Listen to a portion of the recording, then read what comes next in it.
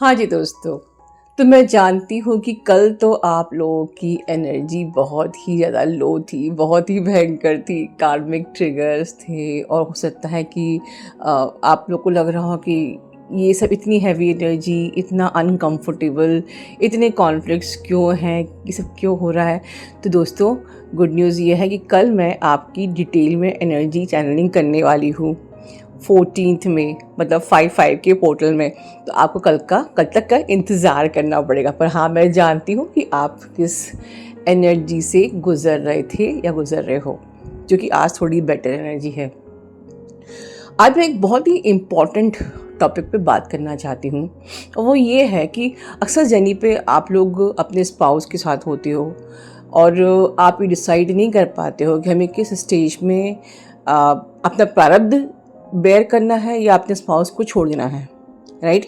और एक मैसेज और इम्पॉर्टेंट है जो कि मैं बाद में बात करूँगी। बट देखिए दोस्तों, बहुत सिंपल सी बात है कि अगर आपकी लाइफ में आपका हस्बैंड या वाइफ या कोई भी ऐसी कामिक सिचुएशन थर्ड पार्टी आई है जिस भी फॉर्म में, तो ऑफ कोर्स वो आपका प्रारब्ध है और अपने प्रारब्ध से आप भाग नहीं सकते, ठीक है।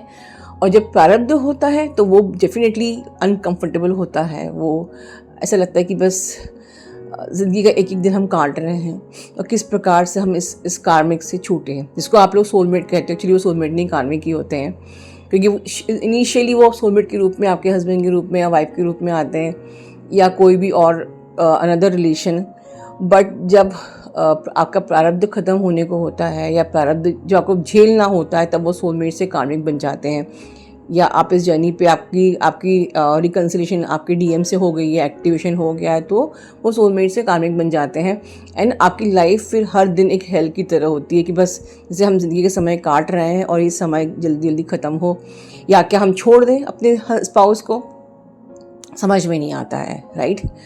तो किस स्टेज पे छोटा है, देखिए, एक मौका परमात्मा आपको भी देते हैं और एक मौका आप भी दे सकते हो कि हो सकता है कि आपके सोलमेट का ब्लॉकेज हो।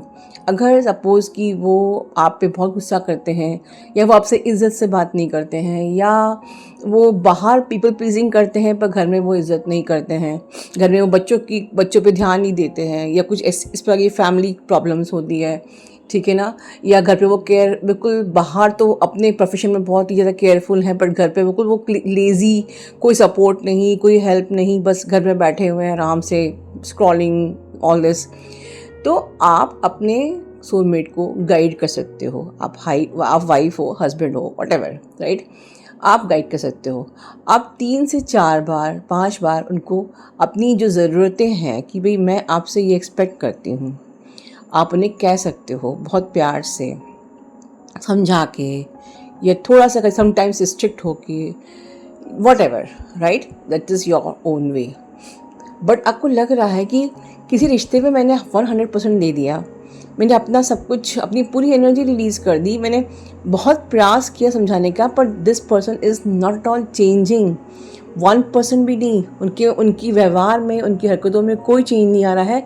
तो it's time to leave this relation.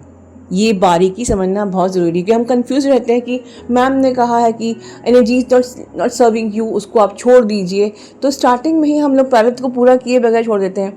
आपको प्रारब्ध को पूरे किए बगैर नहीं छोड़ना है, आपको तब छोड़ना है जब आपको लगता है कि अब मैंने समझाया है but he is not changing, क्योंकि वो नहीं चेंज होंगे, राइट।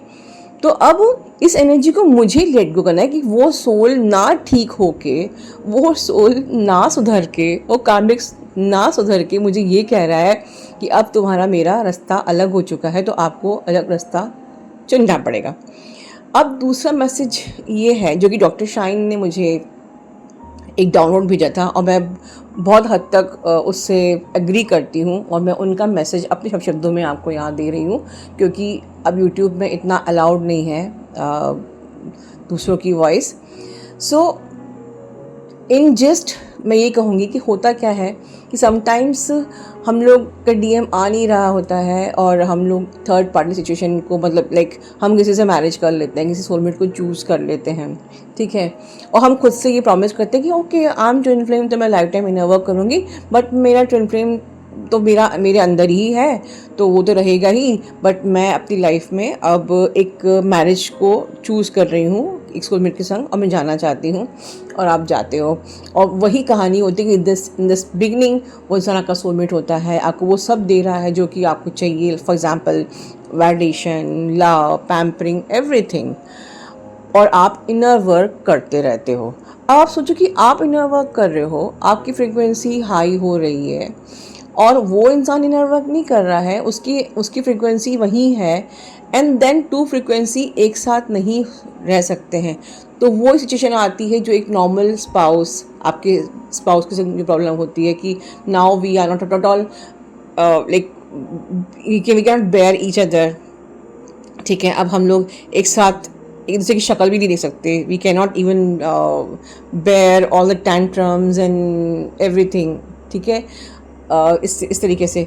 तो जो जिनसे आपकी शादी हुई, आपके सोलमेट थे, आज आपकी फ्रिक्वेंसी चेंज हुई, आप और अपग्रेड हुए अपनी, आपने किसी और जिस मैरिज में आप हो उसमें भी आपने खुद को अपग्रेड किया, because you are focus in raising your frequency, you are focus in raising your consciousness.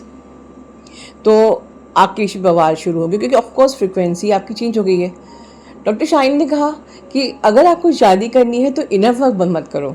But ये एक सरकाज़म है कि इनर वर्क करना बंद कर दो, क्योंकि अगर आप इनर वर्क करोगे तो आपकी फ्रिक्वेंसी रेज होएगी, और जो भी पर्सन है उससे आप फिर सेम फ्रिक्वेंसी में आप मैच नहीं करोगे, आपके बीच कॉन्फ्लिक्ट होएगी। बट क्वेश्चन ये उठता है कि क्या बीइंग ए ट्विन फ्लेम हम इनर वर्क बंद कर सकते हैं? क्या बीइंग ए ट्विन फ्लेम हम अपनी आप को अपग्रेड करना रोक सकते हैं? तो इस क्वेश्चन का आंसर मैं आपके ऊपर छोड़ती हूँ। आप कमेंट बॉक्स में बताइए कि अगर आपको किसी सोलमेट के संग जाना है, शादी करना है, और तो आप क्या इनर वर्क को बंद कर दोगे? और अगर आप इनर वर्क को बंद कर दोगे और अगर आप इनर वर्क को करोगे तो ऑफ कोर्स आगे जाके फ्रिक्वेंसी क्लैश होएगी। और अगर आप इनर वर्क को बंद कर देते हो तो क्या ये जस्टिस है आपकी ट्विन फ्लेम कनेक्शन के साथ? That's it. और कल हम मिलेंगे वंस अगेन आपके डीएम की एनर्जी के साथ। आप लोग इंतज़ार कीजिए। तब तक मेरे इस सवाल का जवाब कमेंट बॉक्स में ज़रूर लिखिए। Love you all, God bless you all.